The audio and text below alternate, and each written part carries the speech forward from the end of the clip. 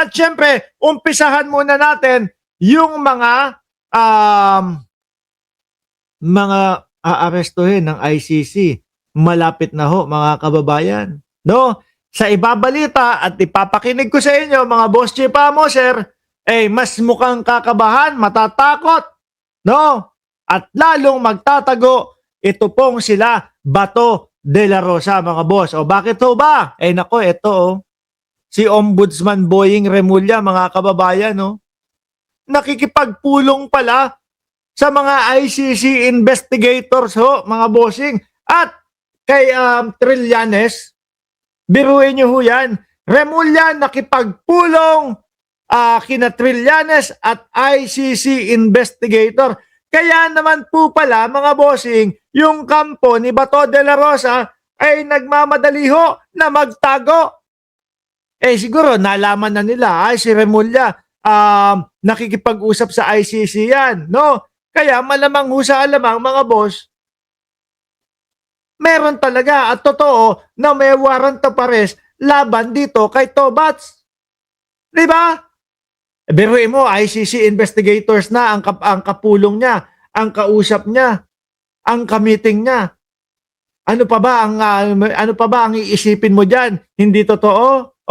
Kinumpirma ni Ombudsman Boying Remulla na nakikipagpulong siya sa investigador o investigators ng International Criminal Court at kay dating Senador Antonio Trillanes. Si Trillanes mga bossing, kapag naglabas siya ng impormasyon, sigurado 100% talaga naman totoo at talagang mapapatakbo yung kagaya ni Bato de la Rosa na dati ang yabang-yabang, come on, mikmadi, ngayon hindi na po makapag-mikmadi. Nangyari umano ito noong nakaraang taon matapos arestuhin at dalhin sa ICC si dating Pangulong Rodrigo Duterte. Ano po ba ang pinagkaiba noon at ngayon, mga kababayan? Wala. Di ba? So sa nakikita ko, mga kababayan, na kapag pumasok lang, pumunta sa Senado ang ating bida na si Bato de la Rosa, dampot to the max ang mangyayari ho. No? Tipong hinihintay lang yung paglabas ni Bato de la Rosa. Kasi nagtatago ho, mga kababayan. Nakita niyo naman. Diba? Walang yagballs. Sabi ng sabi, ready ako. Kahit saan mapunta si dating Pangulong Duterte, sasamahan ko. Bago o matapos ang eleksyon, papasyalan ko. Nasaan ho lahat iyon, mga kababayan? Mga DDS, ipagtanggol ninyo naman itong si Bato de la Rosa. Hindi na matunton. Pero, paghuyan, namataan, yun pong warrant of arrest, magiging aktibo. No? Kasi natataranta Same lang din po ng sitwasyon ng dating Pangulong Duterte at si Bato de la Rosa na hindi nila alam talaga kung ano ba ang totoong nangyayari at kung talaga bang may warrant of arrest. Dati, nung nasa Hong Kong ang dating Pangulo, hindi nila alam kung pauuwiin ba o hindi. Pauuwiin ba o hindi. Diba? Pauuwiin ba si dating Pangulong Duterte? Sabi nung isang anak, uwi kasi wala naman daw warrant of arrest. Ayun, umuwi. Putang ina, nag-iyakan yung mga DDS. Yung mga nang-aasar sa atin na mga DDS, sasabihin, oh Mark, ano na, ang yabang-yabang mo, lagi mong sinasabi, aarestuhin, nandiyan na ang ICC para kay dating Pangulong Duterte. Wala na hong nasabi, nag-iyakan na lang po. Ang ginawa, itinapat sa mukha nila yung cellphone nila, tapos doon nag-iiyak, no, tatay namin, nasa na? Yung iba, minumura si Pangulong Bongbong Marcos. Wala na hong magawa, mga kababayan. Wala na. No, tapos sasabihan pa si Pangulong Bongbong Marcos na, ano sabi nila kay Pangulong Bongbong Marcos? Weak president daw po ang ating Pangulo na si Pangulong Bongbong Marcos. Kung weak ang presidente, hindi nadala sa ICC yung dating Pangulong Duterte. At kung malakas naman ang mga Duterte, ay malamang sa alamang, nandito pa o nandiyan pa sa Pilipinas ang dating Pangulo. Di ba? Pulongges Yotman, pabelakin ninyo ang tatay nilang karton. Wala na yan. At ang tingin ko, at ang tingin ko, mga kababayan, mas makatotohanan yung si Bato, si Bongo, sino pa? Albayalde, Danao, sino pa? Si Vitaliano Aguirre, yaan po ang bibisita sa dating Pangulong Duterte versus doon sa uuwi ang dating Pangulong Duterte. Mas makatotohanan yun. Di ba? Sabi ni Ramon Simon, kay General Torre, hindi pwede yung tago-tago ni Bato. Kahit sa ilalim ng lupa, hindi titigilan yan ni General Torre. Ay, totoo ho.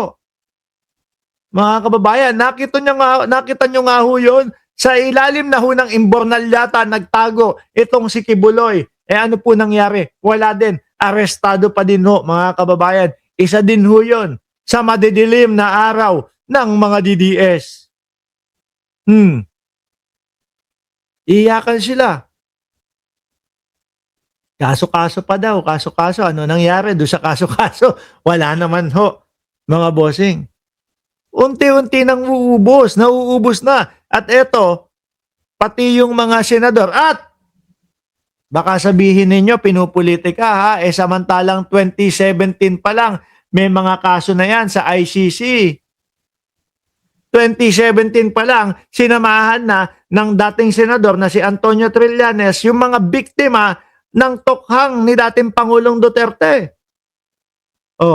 Paano nyo sasabihin na pinupolitika? Alam nyo, bobo din yung mga idol ninyo no? Yung mga Duterte, alam na nila na may ICC, pero ano pa ang ginawa ho nila, mga kababayan? Binira si Pangulong Bongbong Marcos. Imbis na alam mo yung tipo bang, siya ang nasa kapangyarihan ngayon. Ang gawin natin ay makipag-join force tayo sa kanya para hindi tayo ibigay sa ICC, para hindi payagan yung ICC. Wala! May hinang dumiskarte. Biruin mo yung mga nasa kapangyarihan, binira ng binira, tapos hihingi ng tulong, sasabihin, wala, isinuko kami sa ICC. Di ba, Ma'am Chris Rose, I am Batman, Remy Nopiel? May hinang diskarte ho yun. Ang hilig mga mang-uto, puro mga DDS naman ho yung mga inuuto. Hindi ewan ko ba sa inyo, hindi nyo gamitan yung pang-uuto nyo. Sa tamang sitwasyon. Sabi ni Pulongges Yotman, bakit ninyo pinadakip o pinakidnap? Sabi nila. Correct. Pero sa totoo lang mahina ang ulo ng mga yan. At ako ay naniniwala, mga kababayan, na eto po, si Ombudsman Boying Remulla, mga bossing, ay patuloy na nakikipag-ugnayan, nakikipag-usap, nakikipag-meeting sa mga ICC investigators para po dito sa pag-aresto kay Bato at kay Bongo. Napapansin nyo yung dalawang magkapatid? Ako kumbaga ako iniidolo ko itong magkapatid na ito. Ombudsman Boying Remulla at Secretary John Vic Remulla mga kababayan. Sumusuporta ako sa kanila. Pero nakikita ko, nilalaro nila itlog ni Bato de la Rosa Tinatakot. Biruin mo mga boss. Paano ko sasabing hindi tinatakot?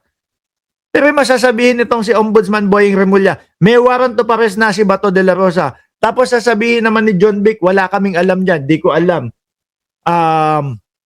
Yang warrant of arrest na yan, walang nakakarating sa amin. Magkapatid dyan. Paano ba namang mag-message si John Vic, kuya, ano ba yung sinasabi mo na warrant of arrest? Ang ginagawa, tinatakot. Kaya ito naman, dahil alam nila na takot lagi at laging urong ang itlog, ayun, atago at tao. Pero hindi natin masisisi siya. Kasi mukhang talagang meron talagang warrant of arrest. Na kapag siya ay lumitaw na, mga boss chief sir, bumalabs na no? na magtagal pa sa Pilipinas. Malamang ilipad agad-agad. Sakay nung eroplanong nagsakay kay dating Pangulong Duterte papunta doon sa Hague o sa The Hague. Di ba? Baka maisabay pa nga ho si Bungo dyan, mga kababayan. Para tipid gasolina, di ho ba? O tapos kapag ka naaman nadaanan o hindi, medyo malapit si Roque nandun din. Ang gawin kapag ka nahuli o nakuha si Roque, baka ang gawin ng gobyerno ho, mga bossing, hintayin si Bungo, isabay si Bato at si Bungo papunta doon sa Dahig, tapos kalad ka rin naman pauwi si Harry Roque. O tipid nga naman sa gasolina ng eroplano ho, mga kababayan. Di ba? Kaya ingat kayo. Ingat kayong tatlo. Baka etong 2026, eto na. Yung mga huling malalayang mga araw ninyo.